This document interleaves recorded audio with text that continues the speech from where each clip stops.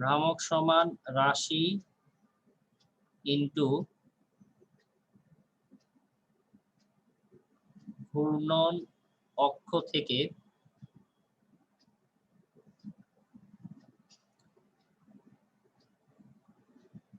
রাশির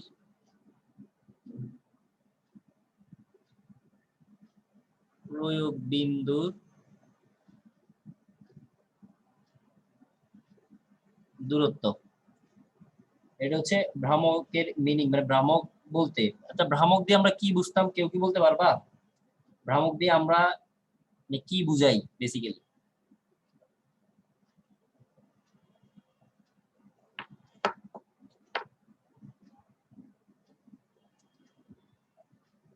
কেউ বলতে পারবো না? কথা কি শোনা যাচ্ছে?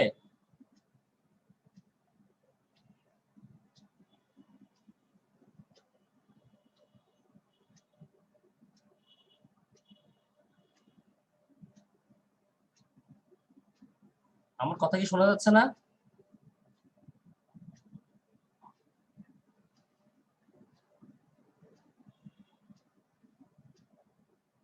জি ভাইয়া, শোনা যাচ্ছে তো?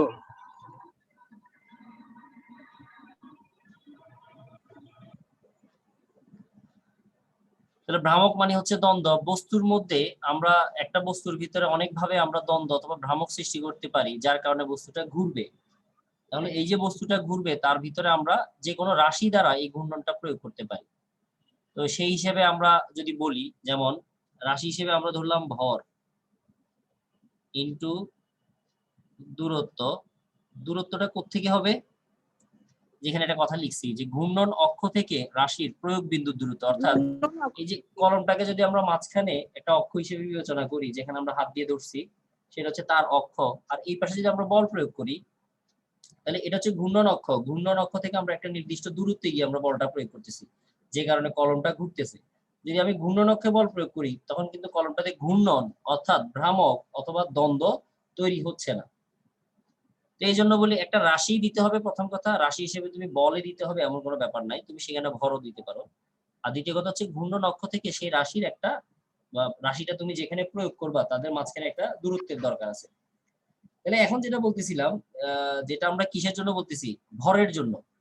তো আমি যখন অক্ষটা মাঝখানে কল্পনা করতেছি, ধরতেছি যার সাপেক্ষে কলমটা ঘুরবে, তার এই পাশের ভর আর এই পাশের ভর প্রায় কি সমান। তাহলে ভর যদি দুই পাশে সমান থাকে ঘূর্ণন অক্ষের, তাহলে কি দ্বন্দ্ব বা অমিল সৃষ্টি হচ্ছে?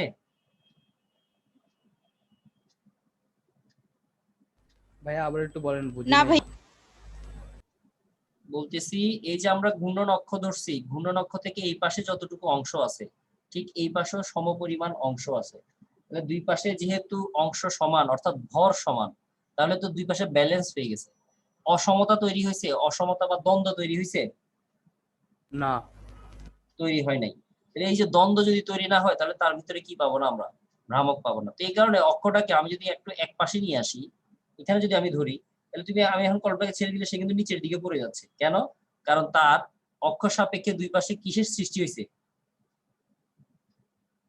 ভরের অসামঞ্জস্যতা সৃষ্টি হয়েছে। মানে এখানে যখন আমি অক্ষ কল্পনা করতেছি এই পাশে ভর বেশি আর ওই পাশে ভরের পরিমাণ হচ্ছে কম, যে কারণে কি হচ্ছে? দ্বন্দ্ব অথবা ভ্রামক সৃষ্টি হচ্ছে। কথা কি বুঝে গেছে? জি ভাইয়া। জি ভাইয়া। তাহলে এই যে ভরের সাহায্যে আমরা যে ভ্রামকটা সৃষ্টি করছি, এই কারণে তার নাম হবে ভর ভ্রামক।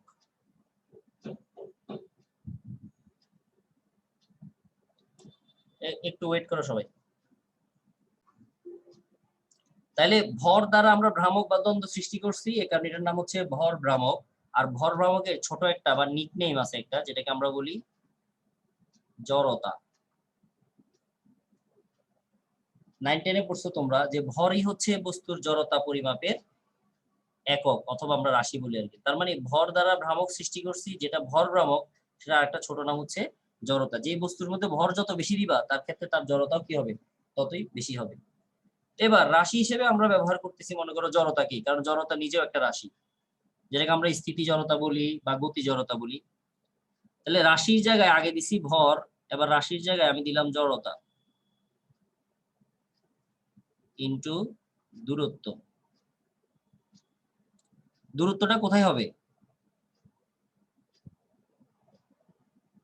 ঘূর্ণন অক্ষ থেকে।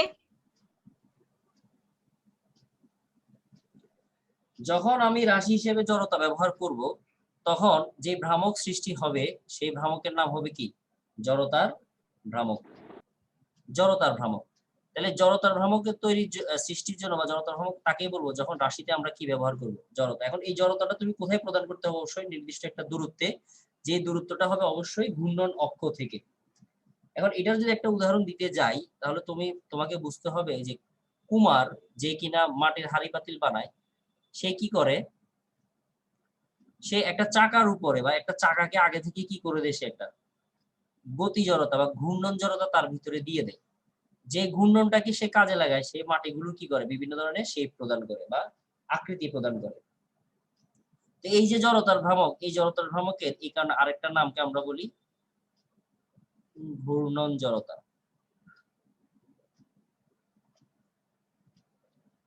তার মানে সেখানে তুমি জড়তাকে কাজে লাগিয়ে কি সৃষ্টি করতেছো? তার ভিতরে ভ্রামক তৈরি করে দিচ্ছ, এই কারণে সেটাকে আমরা বলি জড়তার ভ্রামক। এখন পর্যন্ত যা যা বলছি এর ভিতরে কি কারো কোনো সমস্যা আছে?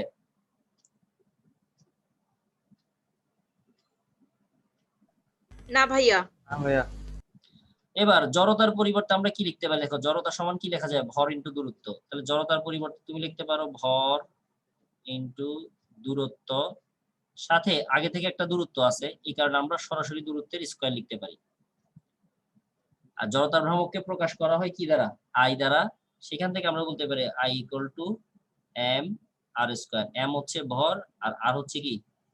দূরত্ব। কোত্থেকে দূরত্ব? আমরা বলি ঘূর্ণন অক্ষ থেকে দূরত্ব। তাহলে সেখান থেকে বলা যায় I equal to M R square. তাহলে আই হচ্ছে জড়তার ভ্রামক, এম হচ্ছে ভর আর আর হচ্ছে দূরত্ব। যেহেতু জড়তা ব্যবহার হয়েছে, জড়তা মানে হচ্ছে আবার ভর ইনটু দূরত্ব, এই কারণে দূরত্বের স্কয়ার হয়েছে। তাহলে এর আগের দিন পড়ছিলাম বলের ভ্রামক, আজকে পড়লাম জড়তার ভ্রামক। জড়তার ভ্রামকটি আরো কথা আছে। আর আরো একটা ভ্রামক আমরা এখানে বা এই চ্যাপ্টারে দেখবো, যেটাকে আমরা বলি ভরবেগের ভ্রামক। তার মানে রাশি হিসেবে আমরা এখন ব্যবহার করব ভরবেগ ইনটু দূরত্ব। তার মানে ভরবেগটা তুমি একটা নির্দিষ্ট দূরত্বে দিবা, যার কারণে এটাকে আমরা বলতে পারবো কার ভ্রামক? ভরবেগের ভ্রামক।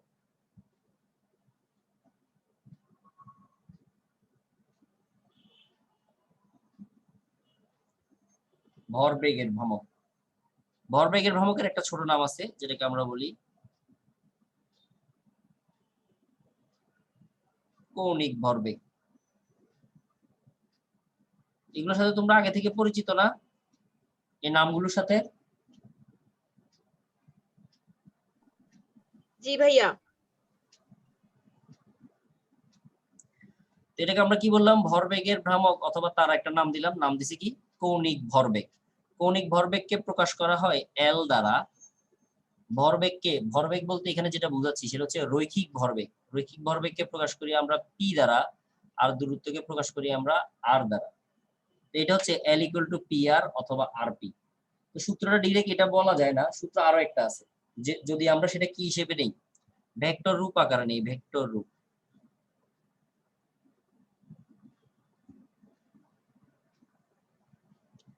কৌণিক ভরবেগের ভেক্টর রূপ কেমন হবে? আমরা বলছি কৌণিক ভরবেগ ভেক্টর রূপ হবে। এটা কি জানো সবাই যে পৃথিবীতে যত ভ্রামক আছে সবগুলোই হচ্ছে ভেক্টর রাশি? এটা কি সবাই জানো? জি ভাইয়া। পৃথিবীতে যত ভ্রামক আছে, যে যে ধরনের ভ্রামকই হোক, সবগুলোই হচ্ছে ভেক্টর রাশি। তাহলে এটাও একটা ভেক্টর রাশি, মানে এই যে এল বা কৌণিক ভরবেগ। তাহলে এই এল এর ভেক্টর রাশিকে আমরা এইভাবে ভেক্টর দিলাম। এরপর একটা হচ্ছে আগে হবে আর মানে দূরত্ব, এরপরে হবে পি। তাহলে এটা হচ্ছে ভেক্টর রূপ। কার ভেক্টর রূপ? ভরবেগের ভ্রামকের ভেক্টর রূপ। সেম ভাবে জড়তার ভ্রামকের একটা ভেক্টর রূপ আছে না? কিন্তু জি জড়তার ভাইয়া ভ্রামকে, আছে। কিন্তু জড়তার ভ্রামকে এটা মানে এটা বলতে এম, এম নিজেই কি? স্কেলার রাশি। তাহলে ভেক্টর রাশি হবে কে? আর, আর ভেক্টর রাশি হবে কে? আই। এখানে দুজনই ভেক্টর রাশি, ভরবেগ নিজেও একটা ভেক্টর, আবার এখানে যে আর বা দূরত্ব আমরা দেখতেছি সেটাও একটা ভেক্টর। তাহলে দুইটা ভেক্টরের রেজাল্ট আরেকটা ভেক্টর কখন হবে? যখন তাদের ভিতরে কেমন গুণন হবে? ক্রস গুণন হবে। ঠিক আছে সবাই? জি ভাইয়া। জি ভাইয়া। জি তাহলে এবার ক্রস গুণনের জন্য আমরা সূত্র কি লিখি, এটা আশা করি মনে আছে। a vector cross b vector equal to eta a b sin theta. তো এখানে আমরা r ক্রস p এর পরিবর্তে লিখতে পারবো ইটা r p sin থিটা। যেহেতু ভেক্টর রাশি তাহলে তার মান থাকবে, তার দিকও থাকবে, মানে দুইটা ভেরিয়েবল থাকবে। তা আমরা নিব কোনটা? আমরা যখন হিসেব করব যদি ভেক্টর আকারে দেওয়া থাকে তাহলে সরাসরি ক্রস গুণনের সূত্রে চলে যাব। ক্রস গুণন কিভাবে করি মনে আছে কারো? ক্রস গুণন কিভাবে করি আমরা? জি ভাইয়া। ওই নির্ণায়কের মতো করে। আই হ্যাঁ, জে কে দিয়ে করবো আর কি। নির্ণায়কের সাহায্যে করি আমরা। নির্ণায়ক আই জে, নির্ণায়কের মাধ্যমে। ম্যাথে করো এক্স ওয়াই জেড ধরে, আর এখানে করবা কি ধরে? আই জে কে ধরে করবা।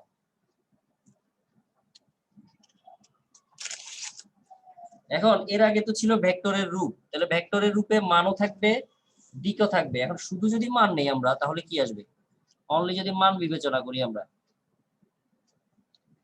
তাহলে এল সমান দাঁড়ায়, ইটা বাদ যাবে যেহেতু ইটা দিক প্রকাশ করে, আর পি সাইন থিটা। এটা হচ্ছে আমাদের কৌণিক ভরবেগের কিসের সূত্র? শুধুমাত্র মানের সূত্র। এখন যদি থিটার মান আমরা সর্বোচ্চ ধরি, থিটার সর্বোচ্চ মান কত হতে পারে সাইনের ক্ষেত্রে? 90 ডিগ্রি না? 90 ডিগ্রি। 90। তাহলে থিটার মান যদি আমরা 90 ধরি, থিটা ইকুয়াল টু 90 ডিগ্রি, তার জি মানে ভাই। কৌণিক ভরবেগের মান আমরা যেটা পাবো সেটা হবে ম্যাক্সিমামটা। তো থিটা ইকুয়াল টু 90 যদি আমরা বসাই তাহলে আমরা পাচ্ছি যে L equal to R P. এবার এটা আবার চেঞ্জ হবে, মানে এই সূত্র এখানেই শেষ না, এটা হচ্ছে মেইন সূত্র। এরপরে আর এর পরে পি মানে ভরবেগ, তাহলে ভর ইনটু বেগ লিখলাম। এরপরে ভি ইকুয়াল টু আবার আর ওমেগা লেখা যায় না? V equal to R omega, প্রথম দিকে আমরা করছিলাম। তাহলে জিনিসটা কেমন দাঁড়ালো? এম সাথে আর স্কয়ার সাথে ওমেগা, আর এম আর স্কয়ার কে এই কিছুক্ষণ আগে আমরা লিখছি আই লিখা যায়, I equal to M R square. তাহলে এল ইকুয়াল টু কি দাঁড়াইলো? L equal to I omega. বুঝে গেছে? এখন এই যে সূত্রটা, এখান থেকে যে কোনো একটা সূত্র তোমাকে ব্যবহার করতে হতে পারে। তো এই জন্য তুমি মেইন জিনিসটা মনে রাখবা, সেখান থেকে তুমি কনভার্সন করে করে নিয়ে আসবা এল ইকুয়াল টু আই ওমেগা, যদিও এটা বেশিরভাগ সময় আমাদের ব্যবহার হয় আর কি। এখন এখানে একটা কনফিউশন আছে, কনফিউশন হচ্ছে এই যে L equal to M R square omega, এই সূত্রটা দেখতে আরো একটা সূত্রের মতো, যে কারণে অনেক সময় এটা নিয়ে একটু ঝামেলায় পড়ে যাও তোমরা। আর একটা সূত্র কার মতো দেখতে দেখো, কেন্দ্রমুখী বল Fc equal to m omega square r, যে এটার মতো এই সূত্রটা দেখো তুমি, এটা ছিল কেন্দ্রমুখী বলের সূত্র এম ওমেগা স্কয়ার আর, আর এটা হচ্ছে কৌণিক ভরবেগের সূত্র কি এম আর স্কয়ার ওমেগা। তাহলে স্কয়ারটা শুধু কি করছে? স্থান পরিবর্তন করছে। ক্লিয়ার কথা? এই কারণে অনেক সময় এমসিকিউ তে তোমাকে বলতে পারে বা অঙ্ক আসতে পারে বা যেটাই বলো আর কি, সেখানে হয়তো এরকম কনফিউশন তোমার হয়ে যেতে পারে, যে কারণে আগে থেকে বলে দেওয়া। কথা কি বুঝা গেছে? জি ভাইয়া। জি ভাইয়া। তো এই হলো আমাদের কৌণিক ভরবেগ মানে ভরবেগের ভ্রামক। তাহলে ভ্রামক করছি আমরা তিনটা, একটা হচ্ছে টর্কের জন্য, এখানে একটা হলো কৌণিক ভরবেগের জন্য, আর কিছুক্ষণ আগে আমরা পড়লাম জড়তার ভ্রামকের জন্য। এখন জড়তার ভ্রামকের জন্য যে কিছু সূত্র আছে এগুলো কি তোমাদেরকে প্রতিপাদন সহ বুঝিয়ে দিতে হবে নাকি শুধু সূত্র বললে হবে?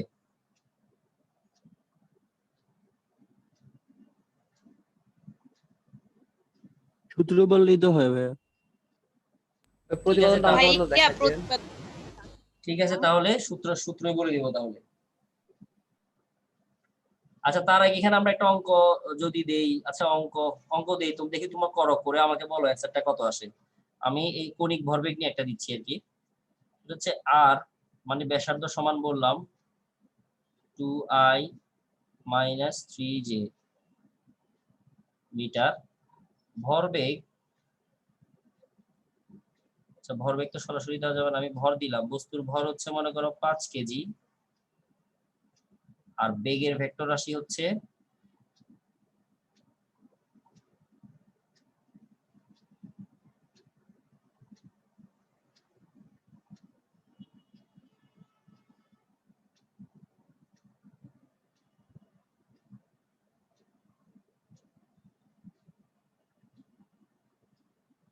এভাবে দেওয়া আছে। তোমাকে প্রশ্নে জানতে হয়েছে প্রথম প্রশ্ন হচ্ছে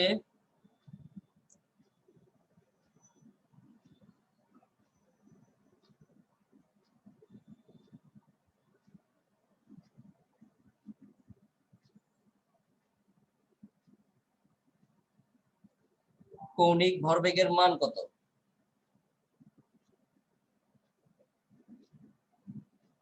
একটাই প্রশ্ন দিলাম। তাহলে সিস্টেমটা আমি একটু দেখাই দিচ্ছি, এটা পারবা, এটা একদম ইজি জিনিস।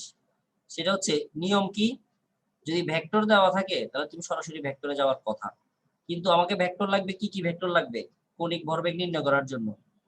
এল ভেক্টর সমান আর ভেক্টর ক্রস পি ভেক্টর, আর আর পি লাগবে, কিন্তু আমাকে পি দেওয়া আছে? না ভাইয়া। পি দেওয়া নাই, তাহলে পিটা তোমাকে আগে বের করে নিয়ে আসতে হবে। পি বের করবা কিভাবে? পি সমান আমরা কি জানি, পি ভেক্টর সমান এম মানে ভর আর বেগের গুণফল। তাহলে ভর তো কি রাশি, স্কেলার রাশি, কিন্তু বেগ কি রাশি, ভেক্টর রাশি। তাহলে এই দুইটার গুণফল একটা ভেক্টর রাশি, ওই হিসেবে আসছে। তাহলে এমটা ভি এর সাথে গুণ করে দিবা, তাহলে 5 এটা 3 এর সাথে গুণ হবে, 5 এটা 4 এর সাথে গুণ হবে, 5 এটা 2 এর সাথে গুণ হবে।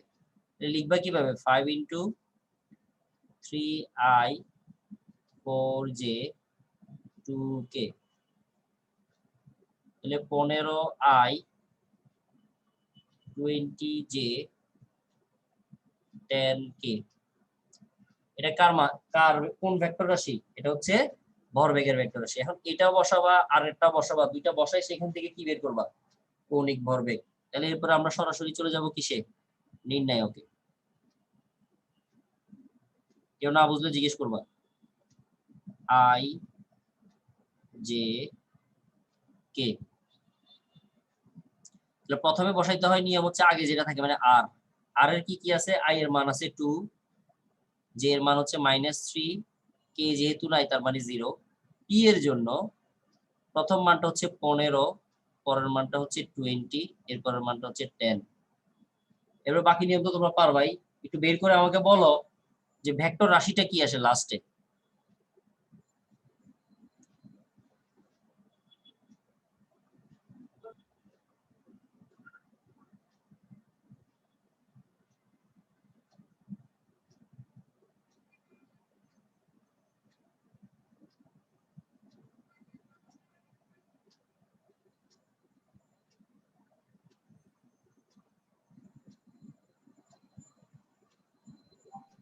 भैया -30i -20j प्लस 85k।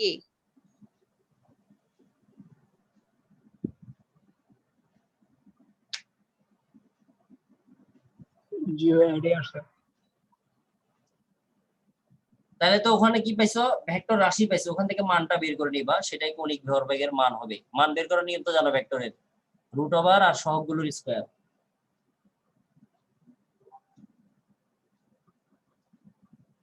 ঠিক আছে, বুঝা গেছে কি বলছি? জি ভাই। তো এর আগে আমরা দেখছিলাম যে জড়তার ভ্রামক সমান বা জড়তার ভ্রামক I = mr², এই সমীকরণটা আমরা দেখছিলাম, I = mr²। এখন এই সূত্রটা কি আমরা সব সময় ব্যবহার করব কিনা, বা এই সূত্রটা কখন ব্যবহার করা যাবে কখন ব্যবহার করা যাবে না, ওই ব্যাপারে একটু কথা বলে নিই প্রথমে। সেটা হচ্ছে এটা হচ্ছে মূল সূত্র বলতে পারি আমরা, এবং এই সূত্রটা তখনই হবে যখন একটা ঘূর্ণন অক্ষ থাকবে, ঘূর্ণন অক্ষ থেকে একটা দূরত্বে একটা বস্তু থাকবে। ঘূর্ণন অক্ষ থেকে বস্তুটা কত দূরে আছে আমরা বলে দিলাম যে r পরিমাণ দূরে আছে, তখন আমরা জড়তার ভ্রামকের সূত্র I = mr² ব্যবহার করতে পারবো। কিন্তু যদি এমন হয় যে ঘূর্ণন অক্ষটা বস্তুর মধ্যে অবস্থিত অথবা বস্তুর সাথে লাগানো আছে, বস্তুর সাথে লাগানো অথবা বস্তুর মধ্য দিয়ে যাচ্ছে ঘূর্ণন অক্ষটা। যেমন পৃথিবী সূর্যের চারিদিকে ঘুরতেছে, তাহলে সূর্য হচ্ছে পৃথিবীর অক্ষ। মনে করো সূর্যটা এখন এখানে কোথাও এক জায়গায় আছে, সূর্যকে কেন্দ্র করে পৃথিবী তার চারিদিকে ঘুরতেছে। কত দূরত্ব থেকে? r দূরত্ব থেকে। তখন পৃথিবীর জড়তার ভ্রামকের জন্য আমরা I=mr² সূত্রটা ব্যবহার করতে পারবো। কিন্তু যদি এমন হয় যে পৃথিবী তো আবার আরো একটা গতি আছে, যেটা হচ্ছে পৃথিবীর নিজের অক্ষে ঘুরে, অর্থাৎ পৃথিবীর একদম মধ্য দিয়ে অক্ষ কল্পনা করলে পৃথিবী যে ঘুরতেছে, যেটাকে আমরা আহ্নিক গতি বলে থাকি, ওই ঘূর্ণনের জন্য কিন্তু আমরা চাইলেও I=mr² ব্যবহার করতে পারবো না। তার কারণ তখন অক্ষটা বস্তুর কি মধ্য দিয়ে, মানে বস্তুর মাঝখান দিয়ে, যেটা পৃথিবীর মাঝখান দিয়ে আমরা কল্পনা করি। এই জন্য আমরা মনে রাখবো যে এই সূত্রটা কখন ব্যবহার করা যাবে না? যখন ঘূর্ণন অক্ষ বস্তুর সাথে লাগানো থাকবে অথবা বস্তুর মধ্য দিয়ে, বস্তুর সাথে টাচ থাকলেই তখন আমরা I=mr² ব্যবহার করতে পারবো না। তখন বিভিন্ন বস্তুর বিভিন্ন অবস্থানে অক্ষের জন্য সূত্রটাও বিভিন্ন হয়, সেগুলো আমরা একটু পরে দেখতেছি। তার আগে আমরা সবাই ভর কেন্দ্রের ব্যাপারটা জানি। এই ভর কেন্দ্রের ব্যাপারটা নিয়ে এখানে একটা নতুন একটা টার্ম আসে, যেটা হচ্ছে চক্রগতির ব্যাসার্ধ।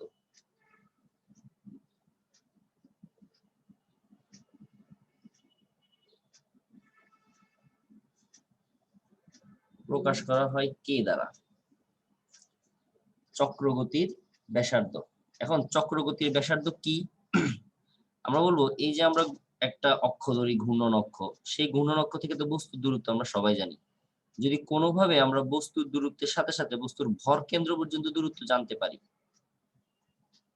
তখন সেই দূরত্বটাকে আমরা আর দ্বারা প্রকাশ না করে তখন তাকে আমরা কে মানে চক্রগতির ব্যাসার্ধ দ্বারা প্রকাশ করব। তাহলে ব্যাপারটা কি দাঁড়াচ্ছে আমি আবার বলতেছি, চক্রগতির ব্যাসার্ধ কাকে বলবো? কোন বস্তুর ভর কেন্দ্র থেকে তার ঘূর্ণন অক্ষের মাঝখানে যে দূরত্বটা, সেই দূরত্বটাকে আমরা কি দ্বারা প্রকাশ করব? চক্রগতির ব্যাসার্ধ কে দ্বারা। এই যে চক্রগতির ব্যাসার্ধ কে, এটার জন্য চক্রগতির ব্যাসার্ধ সংজ্ঞাটা বস্তুর ভর কেন্দ্র থেকে ঘূর্ণন অক্ষ পর্যন্ত দূরত্বকে চক্রগতির ব্যাসার্ধ বলে। মানে এখান থেকে এখানে যে দূরত্বটা, তবে দূরত্বটা হইতে হবে অবশ্যই কোত্থেকে? বস্তুর ভর কেন্দ্র থেকে। একটু ওয়েট করো। তাহলে বস্তুর ভর কেন্দ্র থেকে ও ঘূর্ণন অক্ষের দূরত্বকে আমরা বলবো চক্রগতির ব্যাসার্ধ। ওইটুকু পর্যন্ত ঠিক আছে। তাহলে এখন যদি চক্রগতির ব্যাসার্ধ তুমি জানো, তখন জড়তার ভ্রামকের সূত্র তুমি কিভাবে নির্ণয় করবা? আমরা বলি তখন সূত্র হবে I= শুধু যেখানে r ছিল সে r এর জায়গায় চলে আসবে k²।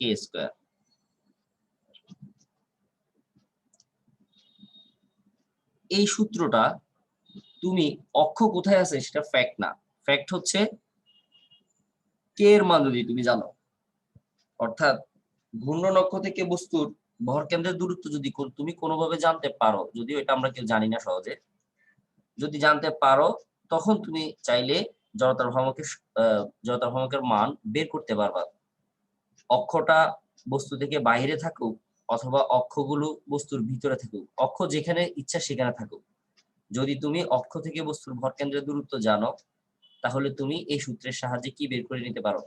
জড়তার ভ্রামকের সূত্র। কিন্তু এটা সব জায়গায় ব্যবহার করা যাবে না। এটা ব্যবহার করা যাবে না কখন? যখন অক্ষগুলো বস্তুর সাথে লাগানো থাকবে। তাহলে দুইটা জিনিস পাইলাম আমরা এখান থেকে। একটা হচ্ছে I=mr², যেটা ইন জেনারেল সূত্র বলে থাকি আর কি আমরা জড়তার ভ্রামকের। তবে এই সূত্রের কিছু এক্সেপশন আছে, যে সেটা যদি বস্তুর ভিতরে বা সাথে লাগানো কোনো অক্ষ থাকে তখন এটা ব্যবহার করা যাবে না।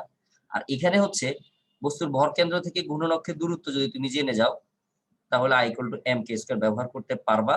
অক্ষ কোথায় আছে না আছে সেটা নিয়ে তোমার মানে মাথা ব্যথার দরকার নাই। অক্ষ বস্তু থেকে বাইরে থাকুক অথবা লাগানো থাকুক অথবা বস্তুর ভিতরে থাকুক, যেখানেই থাকুক অক্ষ, যদি তুমি কে এর মান জানতে পারো তাহলে তুমি এই সূত্রের সাহায্যে জড়তার ভ্রামক যে কোনো বস্তুর বের করে নিতে পারবা।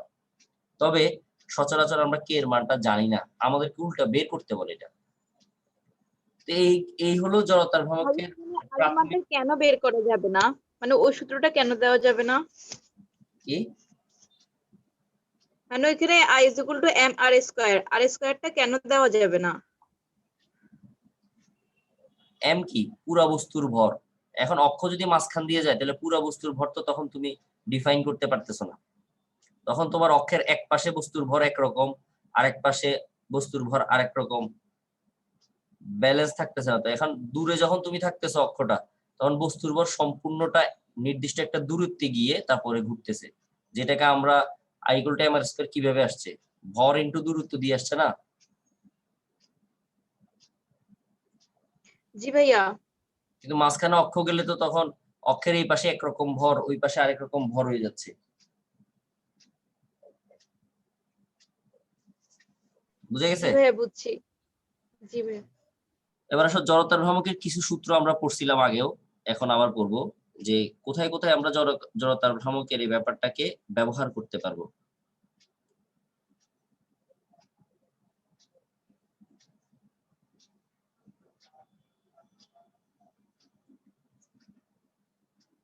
প্রয়োগ।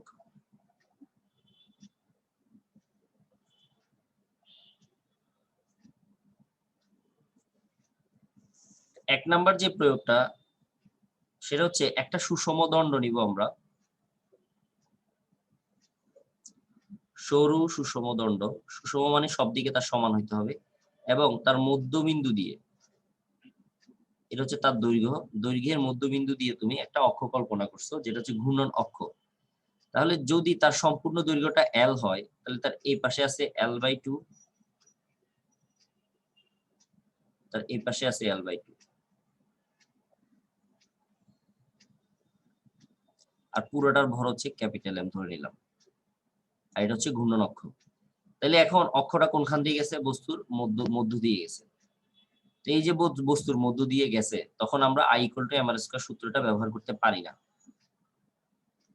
তখন আমাদের একটা সূত্র প্রতিপাদনের মাধ্যমে আনতে হয়। সেই সূত্রটা হচ্ছে জড়তার ভ্রামকের, যে I = ml² / 12।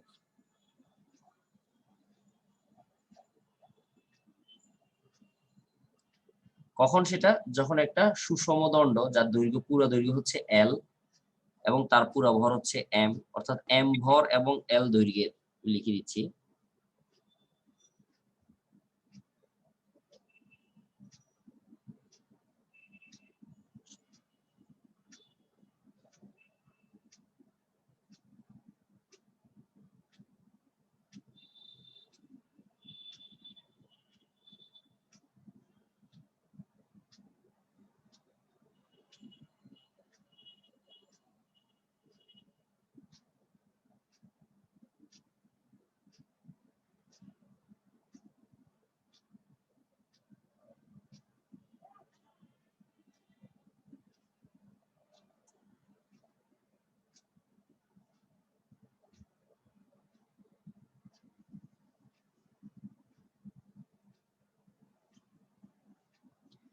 m ভর ও L দৈর্ঘ্যের একটি সুষম দণ্ডের দৈর্ঘ্যের মানে তার দৈর্ঘ্যের মাঝখান দিয়ে যেতে হবে। দৈর্ঘ্যের মধ্যবিন্দুগামী অক্ষের সাপেক্ষে জড়তার ভ্রামক I = ml² / 12। এটা যদি জড়তার ভ্রামকের সূত্র হয়, তাহলে চক্রগতির ব্যাসার্ধ কি হবে?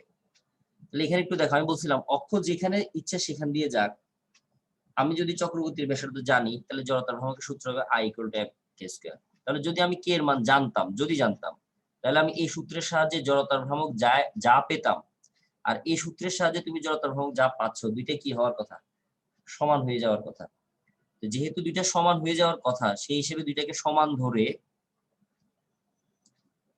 সমান ধরে আমরা সেখান থেকে চক্রগতির ব্যাসার্ধটা বের করে নিয়ে আসতে পারবো, যেহেতু চক্রগতির ব্যাসার্ধ আমাদের জানা নাই। তাহলে দুই পাশ থেকে m চলে গেল, তারপরে k এর স্কয়ারটা ওই পাশে চলে গেল, তাহলে দাঁড়ালো কি? k = √L² / 12। তাহলে এটাকে যদি আমরা ভালোভাবে লিখি, এবং চক্রগতির ব্যাসার্ধ k = স্কয়ার, আর চলে গেলে L / √12।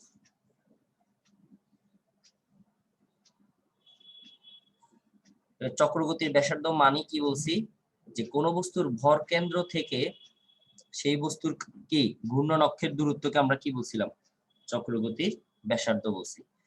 তার মানে ভর কেন্দ্রটা কোথায় আছে সেটা তুমি কিন্তু এখন কে এর মানটা মানে এল এর মান যদি তোমাকে প্রশ্নে দেওয়া থাকে, মনে করো এই যে বস্তুটা আমরা ধরছি সেই বস্তুটার দৈর্ঘ্য হচ্ছে 1 মিটার, তাহলে এই এল এর মান 1 মিটার বসানোর পরে তুমি কি যে কে এর মানটা পাবা সেটা হবে ঘূর্ণন অক্ষ থেকে অত দূরে এখন বস্তুর কি আছে? ভর কেন্দ্র আছে। তাহলে তুমি ভর কেন্দ্রটা কোথায় আছে সেটাও তুমি চাইলে কি করতে পারো? বের করে নিয়ে আসতে পারো। কথা কি বুঝে গেছে?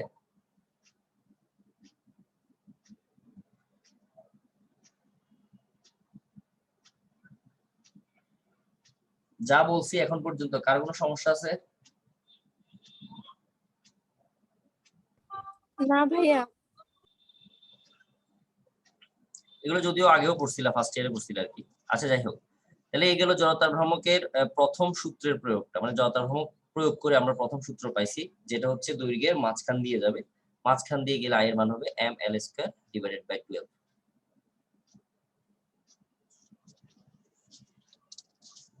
এবার আমরা আসি দ্বিতীয় প্রয়োগটাতে।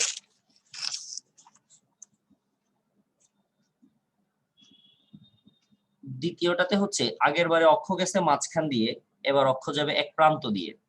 তাহলে আমরা বলতে পারি আগের যে কথাগুলো লিখছি সব সেম থাকবে, অর্থাৎ এম, ভর, এল, দৈর্ঘ্য সবকিছু লিখার পরে আমরা ওখানে লিখছিলাম দৈর্ঘ্যের মধ্যবিন্দু দিয়ে, আর এখন যাবে কোনখান দিয়ে? প্রান্ত বিন্দু দিয়ে যাবে আর কি। তাহলে লেখাটা কি হবে? এম ভর ও এল দৈর্ঘ্য বিশিষ্ট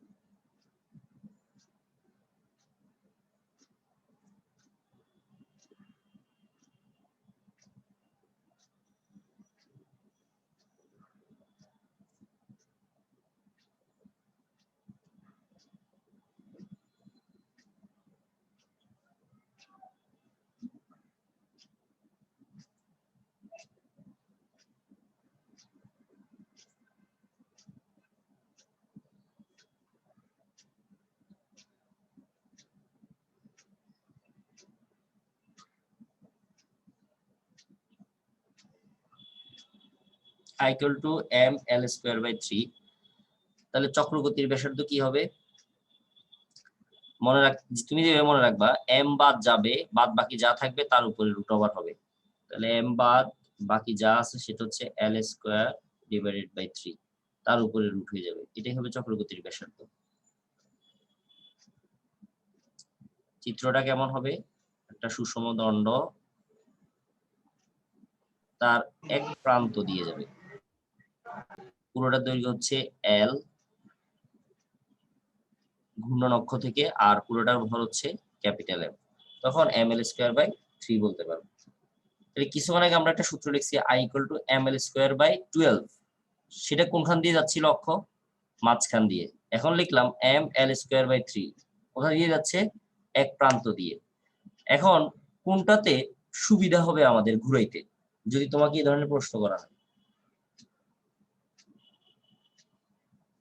তখন অ্যান্সারটা আমরা কিভাবে দিব? আমি আবার বলতেছি,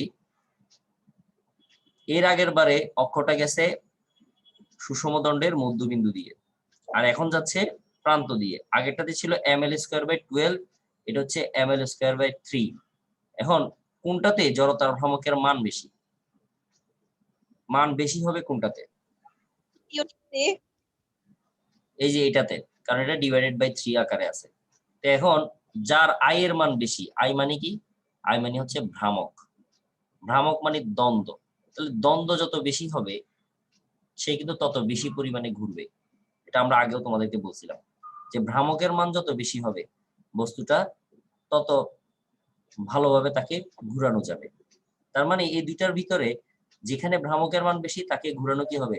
সহজতর হবে। তাহলে এখান থেকে তুমি একটা জিনিস মাথায় নিতে পারো, সেটা হচ্ছে যেই বস্তুর ক্ষেত্রে ভ্রামক বেশি হবে সেই বস্তুটা ঘুরাইতে আমাদের কি হবে? তত বেশি সহজ হবে। এই কারণে তুমি খেয়াল করে দেখো যে আমাদের যে দরজাগুলো আমরা লাগাই সেই দরজাগুলো কিন্তু ঘূর্ণন অক্ষটা একটা প্রান্তে থাকে, এক প্রান্তে ঘূর্ণন অক্ষ থেকে এই পাশে হাতল লাগানো হয়, হাতলের সাহায্যে আমরা আগে দরজাটাকে খুলতেছি বন্ধ করতেছি, খুলতেছি বন্ধ করতেছি। কথা কি বোঝা গেছে? না হলে তো আমরা মাঝখানেও দিতে পারতাম। আচ্ছা, তো এটা গেল 2 নাম্বারটা। এবার আসো 3 নাম্বারে।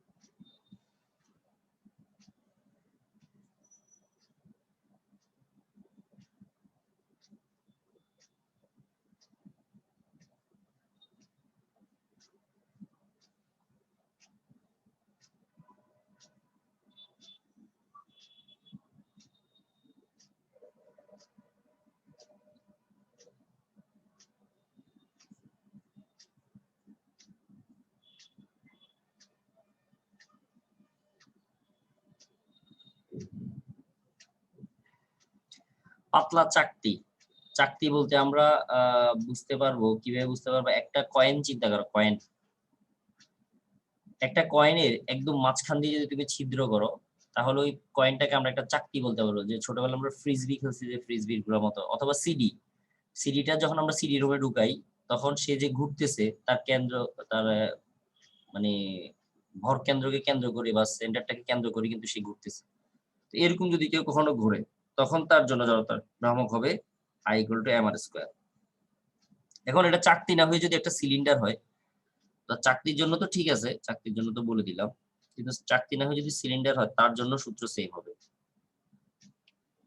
এটা হচ্ছে চাকতির, হচ্ছে তার ব্যাসার্ধ। আর যদি সিলিন্ডার হয় তার জন্য মোটামুটি কি হবে, সেম হবে।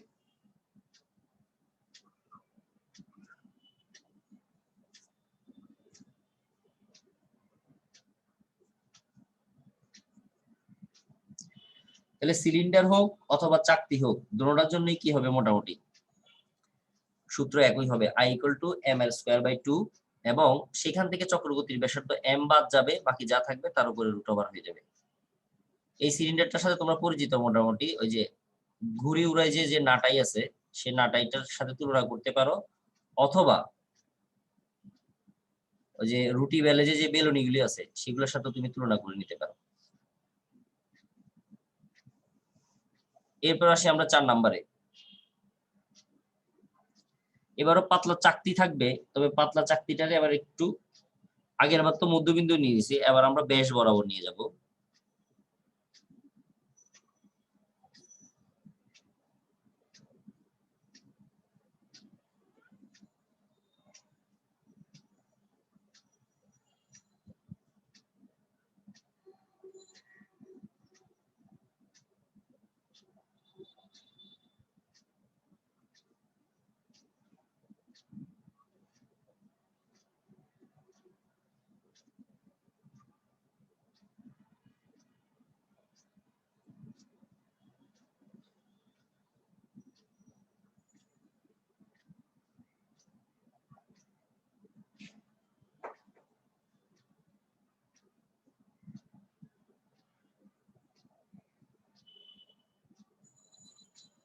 I=mr²/4।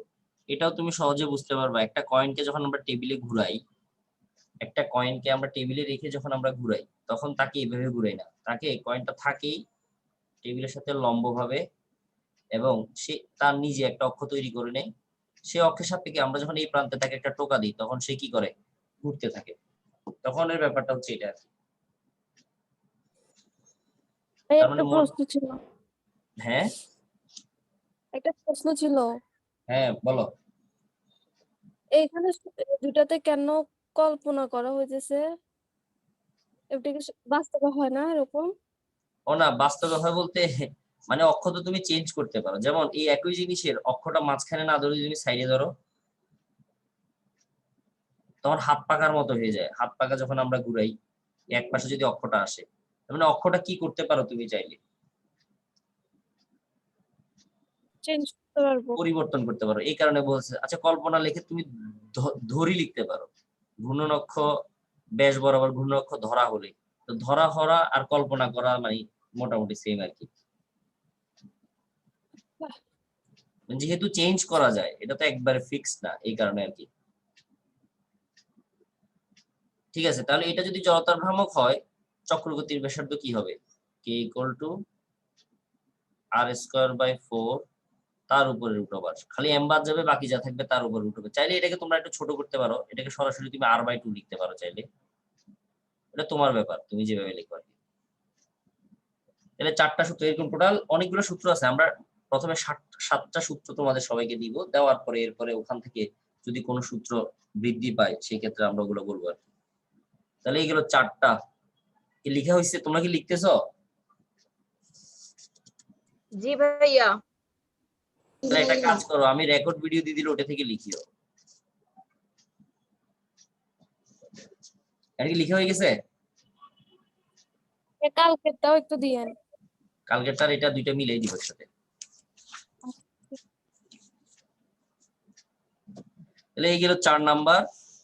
এবার আমরা আসি 5 নাম্বারে।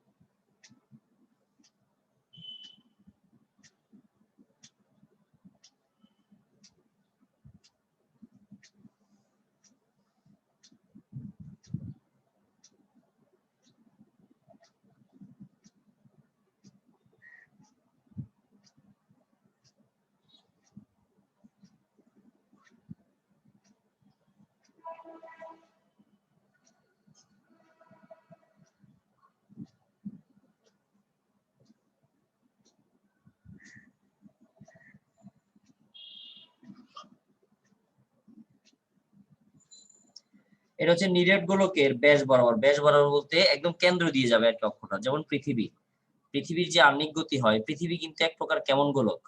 নিরেট গোলক। এই পৃথিবীর কেন্দ্র দিয়ে যে অক্ষটা আমরা কল্পনা করি, সে অক্ষের সাপেক্ষে যখন পৃথিবী ঘোরে, যে গতিটাকে আমরা বলি পৃথিবীর আহ্নিক গতি, তো এই যে সে ঘুরতেছে, তার এই অক্ষের নিজের অক্ষের সাপেক্ষে যে জড়তার ভ্রামক, সেটা হবে 2/5 mr²। এটা নিরেট গোলক হিসেবে তুমি পৃথিবীকে খুব ভালো একটা উদাহরণ হিসেবে ধরতে পারো। I equal to 2/5 mr²। তাহলে চক্রগতির ব্যাসার্ধ কি হবে? m বাদ যাবে, বাদ যাওয়ার পর যা থাকবে তার উপরে রুট ওভার হয়ে যাবে। সেম ভাবে 6 নাম্বার, নিরেট যে গোলকটা আমরা লিখলাম, জাস্ট নিরেট কথাটার জায়গায় ফাঁপা হবে।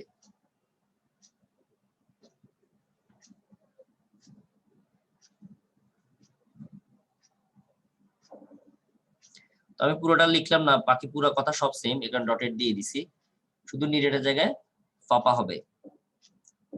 তখন জড়তার ভ্রামক I ইকুয়াল টু হবে 2/5 ছিল আগে, এখন 2/3 mr²।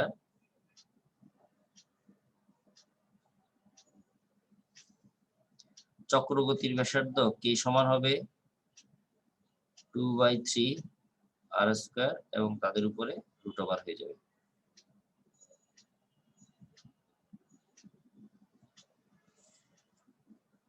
তাহলে চিত্রটাও সেম, শুধু নিরেট গোলক লিখছি, এখন হবে ফাঁপা গোলক। তো ফাঁপা গোলকের ক্ষেত্রে আমরা যদি উদাহরণ দেই, তাহলে তুমি একটা বাস্কেটবল অথবা ফুটবলকে কল্পনা করতে পারো। তুমি আঙ্গুলের ডগায় যদি ফুটবলটা অথবা বাস্কেটবলটা রেখে ঘুরাও, তাহলে সেই যে ফুটবলকে তুমি যেভাবেই ঘুরাও না কেন, সে সবসময় কার সাপেক্ষে ঘুরবে?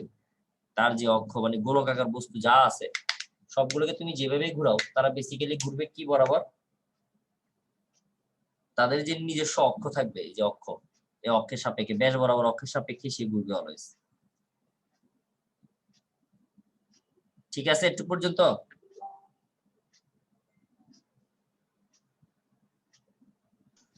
জি ভাইয়া।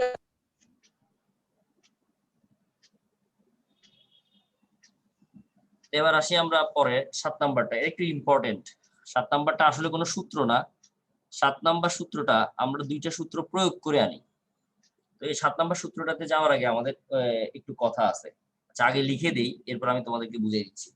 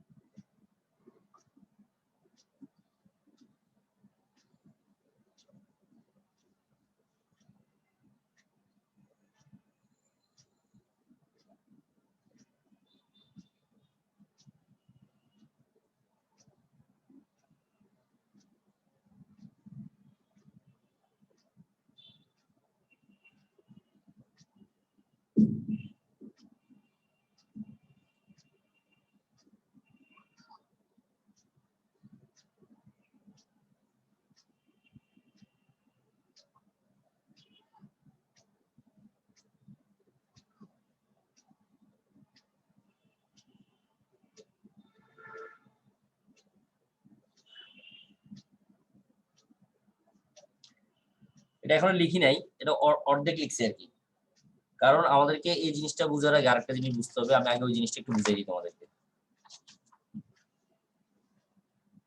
সেটা হচ্ছে জড়তার ভ্রামকের বা জড়তার ভ্রামক যে আমরা বের করি, এটা তো একটা সূত্র হচ্ছে I = mr²। এছাড়াও দুটো উপপাদ্য আছে, যে উপপাদ্যগুলো আমরা সরাসরি সূত্রে না গেলে তখন উপপাদ্যগুলো ব্যবহার করে করে আমরা একটা ফাইনাল ফরম্যাট বা একটা ফাইনাল সূত্রে আসি। আচ্ছা এই জুম হয়তো কেটে যেতে পারে, সবাই আবার একই লিংকে জয়েন দিবা। তাহলে জড়তার ভ্রামকের এটা একটা অফ টপিকস, মানে এটার বাহিরের আর কি, এটা একটু আগে পড়াই দিই আমরা, তারপরে তুমি পরে সূত্রগুলো বুঝতে পারবা। তাহলে জড়তার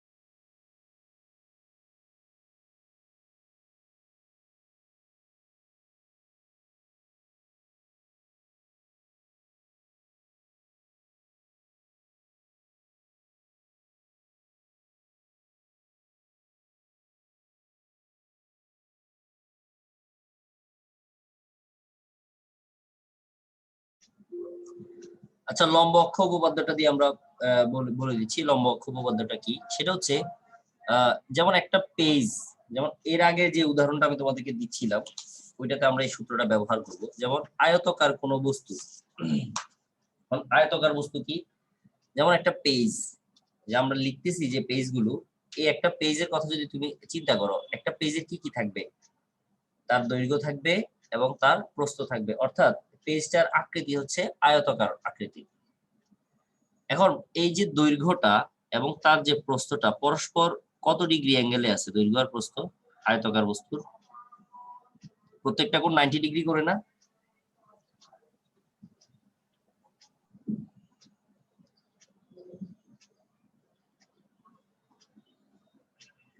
যে দৈর্ঘ্য এবং যে প্রস্থ, দৈর্ঘ্য এবং প্রস্থের মাঝখানে কোণ কত? 90 ডিগ্রি করে না? ভাইয়া 90 ডিগ্রি করে থাকে। হ্যাঁ, এখন আমরা যদি তার একদম মধ্যবিন্দু দিয়ে, যেটা আমরা করতেছিলাম, যে তার মধ্যবিন্দু দিয়ে যদি আমরা অক্ষ কল্পনা করি, তার মানে তুমি একটু চিন্তা করো মধ্যবিন্দুটা কোথায় আছে, সেটা সম্পূর্ণ দৈর্ঘ্যের মাঝামাঝিতে আছে এবং সম্পূর্ণ প্রস্থের কোথায় আছে, মাঝামাঝিতে আছে। তার মানে প্রথম একটা আমরা সূত্র পড়ছিলাম, একদম প্রথম যে সূত্রটা আমি আজকে লিখে দিছি, সেটা একটু খেয়াল করে দেখো। সেটা ছিল এম ভর ও এল দৈর্ঘ্য বিশিষ্ট একটা সুষম দণ্ড, যার শুধুমাত্র কি আছে, দৈর্ঘ্য আছে, যার শুধুমাত্র কি আছে, দৈর্ঘ্য আছে। কিন্তু এই বস্তুটার দৈর্ঘ্য আছে, সাথে কি আছে, প্রস্থ আছে। এখন যদি তুমি শুধু দৈর্ঘ্য বিবেচনা করো, তার মানে এই বিন্দুটা হচ্ছে দৈর্ঘ্যের কোন জায়গায় আছে বলছিলাম, মাঝামাঝিতে। তখন শুধু দৈর্ঘ্যের সাপেক্ষে, শুধুমাত্র দৈর্ঘ্যের সাপেক্ষে, তখন তুমি এখানে যে কথাটা লিখছি আমরা, তখন শুধু দৈর্ঘ্যের সাপেক্ষে যদি ধরো, মনে করো প্রস্থ নাই, শুধু দৈর্ঘ্যের সাপেক্ষে তুমি লিখতে পারো যে M L square divided by 12। M L square by 12 কেন আসছে? কারণ যেই বস্তু শুধু দৈর্ঘ্য আছে এবং অক্ষটা যদি তার মধ্যবিন্দু দিয়ে যায়, তাহলে আমরা প্রথম 1 নাম্বার যে সূত্রটা করছিলাম সেই সূত্রটা অ্যাপ্লাই করা যায়, অর্থাৎ M L square divided by 12 এই সূত্রটাকে অ্যাপ্লাই করা যায়। এখন এবার মনে করো দৈর্ঘ্য নাই, শুধু প্রস্থ আছে, তাহলে শুধু প্রস্থ যদি থাকে, অক্ষটা হচ্ছে প্রস্থের কোথায়, মাঝামাঝিতে। তাহলে প্রস্থেরও যদি মাঝামাঝিতে হয়, তাহলে অক্ষটা প্রস্থের কোনখান দিয়ে যাবে, মধ্যবিন্দু দিয়ে যাবে। তখন কি লেখা যাবে, M B square divided by 12, আগের মতো আর কি, খালি দৈর্ঘ্যের জায়গায় কি আসছে, প্রস্থ আসছে। তাহলে শুধু দৈর্ঘ্য থাকলে তুমি এটা লিখতে পারতা, শুধু প্রস্থ থাকলে তুমি এটা লিখতে পারতা। যেহেতু বস্তুর ভিতরে দৈর্ঘ্য প্রস্থ দুইটাই আছে, তাহলে তখন তোমাকে কি লিখতে হবে, তখন দুইটাকে তোমার যোগ করে দিতে হবে। অর্থাৎ আমি দৈর্ঘ্যকে এক্স অক্ষ ধরছি, মানে এক্স অক্ষের সাপেক্ষে জড়তার ভ্রামক দৈর্ঘ্যের সাপেক্ষে যেটা পাচ্ছি, আর প্রস্থের সাপেক্ষে যেটা পাচ্ছি সেটাকে আমি ওয়াই অক্ষ ধরছি, এবং দুইটাকে যোগ করলে যে ভ্রামকটা পাওয়া, সেটাই হচ্ছে তার কোন বিন্দুর সাপেক্ষে, মধ্যবিন্দু। কারণ মধ্যবিন্দুটা দৈর্ঘ্যেরও মাঝামাঝি, আবার প্রস্থেরও কোথায়, মাঝামাঝি। যেহেতু দৈর্ঘ্য এবং প্রস্থ পরস্পর লম্বভাবে অবস্থান করতেছে, এই কারণে এই উপপাদ্যটাকে আমরা নাম দিছি কি, লম্ব অক্ষ উপপাদ্য। তার মানে আসলে লম্ব অক্ষ উপপাদ্য জন্য আলাদা কোনো সূত্র নাই, সেটা হচ্ছে আগে যে সূত্রগুলো আমরা পড়ছি 1 নাম্বার 2 নাম্বার 1 থেকে 6 নাম্বার, ওই সূত্রগুলো ব্যবহার করেই আমরা অন্য কোনো সূত্র নিয়ে আসবো। মনে থাকবে? তাহলে এই প্রথম 6টা সূত্র হচ্ছে কি সূত্র বলবো আমরা এদেরকে, বেসিক সূত্র বলবো। মানে এই 6টা তোমাকে মনেই রাখতে হবে, এই 6টা ব্যবহার করে আরো কিছু সূত্র হয়তো বা তোমার আসতে পারে। তোমরা কি আমার কথা বুঝতে পারছো? জি ভাইয়া। তাহলে এটা হলো লম্ব অক্ষ উপপাদ্যের ব্যাপার। এরপর যদি আসো সমান্তরাল অক্ষ উপপাদ্য,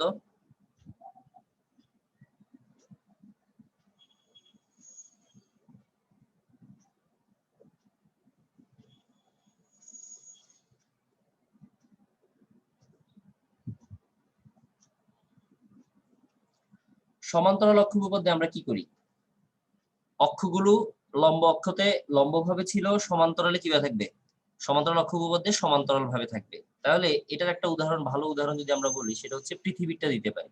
কিভাবে? পৃথিবী সূর্যের চারিদিকে ঘুরতেছে,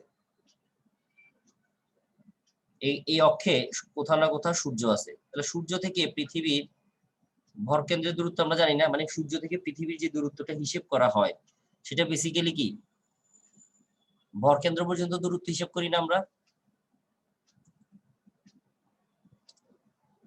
জানো এটা?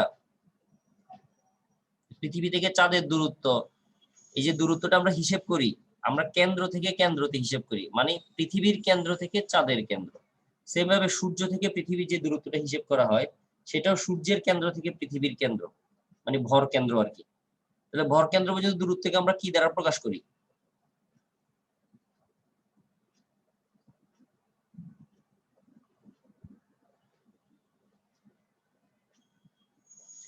কে দ্বারা প্রকাশ করি। তাহলে এই যে এক্স ওয়াই অক্ষের সাপেক্ষে যে বস্তুটা চারিদিকে ঘুরতেছে, এই ঘোরার জন্য তার যে জড়তার ভ্রামকটা তোমরা পাবা, যেটাকে আমরা আই এক্স ওয়াই বলতেছি, এক্স ওয়াই অক্ষের সাপেক্ষে, সেটাকে আমরা কি লিখতে পারবো? চাইলে এম কে স্কয়ার লিখতে পারবো। এম হচ্ছে পৃথিবীর ভর। আবার পৃথিবীর মধ্যবিন্দু দিয়েও একটা অক্ষ কল্পনা করো, যেটাকে আমরা এ বি অক্ষ দিলাম। তখন তুমি আলাদা আরেকটা কি পাবা? জড়তার ভ্রামক পাবা এ বি অক্ষের সাপেক্ষে। যেহেতু পৃথিবী একটি নিরেট গোলক, এবং নিরেট গোলকের মধ্যবিন্দু দিয়ে যদি অক্ষ বা ব্যাস বরাবর যদি কোনো অক্ষ কল্পনা করা হয়, তার জড়তার ভ্রামক হচ্ছে নিরেট গোলকেরটা, অর্থাৎ 2/5 m r স্কয়ার। তাহলে এ বি অক্ষটা যেটা পৃথিবী নিজের অক্ষে ঘুরতেছে, আর সূর্যের অক্ষটা যেটাকে আমরা এক্স ওয়াই অক্ষ বলছি, দুইটা অক্ষই পরস্পর কিভাবে আছে বলে ধরে নিতে পারি আমরা? সমান্তরাল ভাবে। তখন এখানে আমরা যে উপপাদ্যটা ব্যবহার করব সেটাকে বলে সমান্তরাল অক্ষ উপপাদ্য, যেখানে মোট জড়তার ভ্রামক পাবা তুমি এই দুইটাকে যোগ করলে।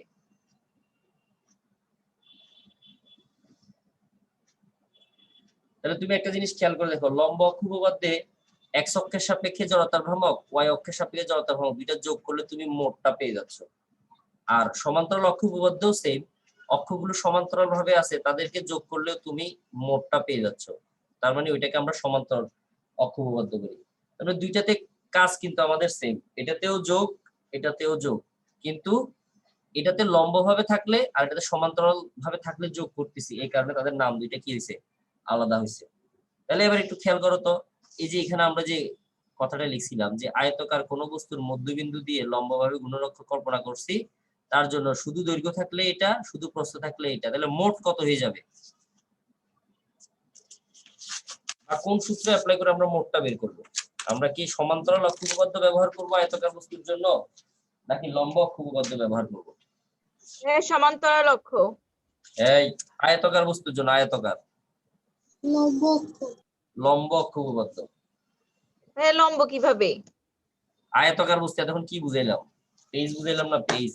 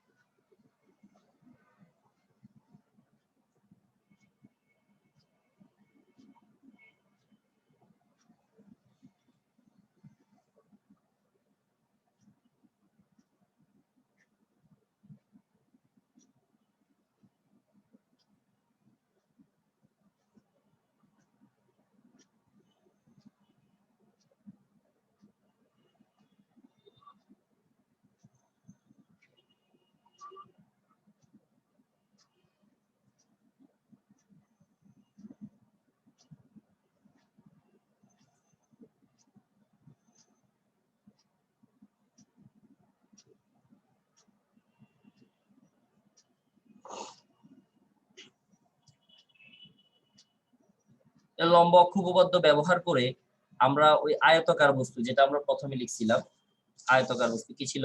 আয়তকার কোন বস্তুর মধ্যবিন্দু দিয়ে লম্বভাবে ঘূর্ণন অক্ষ কল্পনা করে হলে অক্ষের সাপেক্ষে জড়তার ভ্রামক। আয়তকার বস্তু কেমন? এই যে পেজের মতো আর কি, আয়তকার। এবং অক্ষ গেছে ঠিক তার মধ্যবিন্দু দিয়ে, এটা হচ্ছে তার দৈর্ঘ্য, এটা হচ্ছে তার প্রস্থ। তারপরে দৈর্ঘ্য আর প্রস্থ লম্বভাবে আছে, এখানে লম্ব অক্ষ উপপাদ্য ব্যবহার করছি, করে এক্স অক্ষের সাপেক্ষে জড়তার ভ্রামক, এক্স অক্ষকে আমি দৈর্ঘ্য ধরছি, তুমি চাইলে প্রস্থ ধরতে পারো, আর ওয়াই অক্ষকে আমি প্রস্থ ধরছি, তারপর দুইটাকে আমরা যোগ করে দিছি, যোগ করে যেটা কমন যাওয়ার m/12 সেটা কমন নিয়ে ফেলছি, l square plus b square. তার মানে এটা আসলে কোনো সূত্র না, মানে নতুন কোনো সূত্র না, এটা হচ্ছে উপপাদ্যকে ব্যবহার করে যে সূত্রটা আমরা এখানে ডেভেলপ করছি। এই সূত্রগুলো আমরা 1 নম্বরে পড়ে আসছি। তাহলে প্রথম 6টা সূত্র তোমাকে সবসময় মনে রাখতে হবে। ওই 6টা সূত্রকে আমরা বিভিন্ন জায়গায় ব্যবহার করে বিভিন্ন ধরনের সূত্র নিয়ে আসবো। ঠিক আছে, বুঝে গেছে সবার?